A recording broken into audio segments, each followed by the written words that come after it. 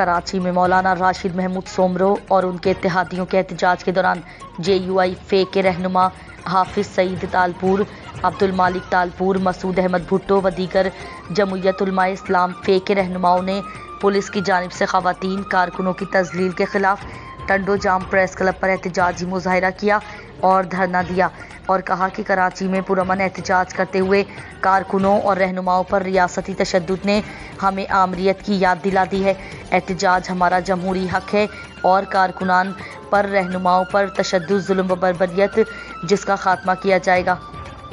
سیاہ دن کے طور پر یاد رکھا جائے گا۔ انہوں نے مزید کہا کہ مولانا راشد سومرو کو بھی تشدد کا نشانہ بنا کر ہٹایا گیا۔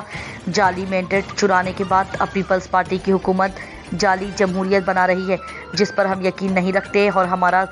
اور دوبارہ الیکشن کروانے تک چپ نہیں رہیں گے اور مطالبات کی منظوری تک احتجاجی دھرنے جاری رہیں گے۔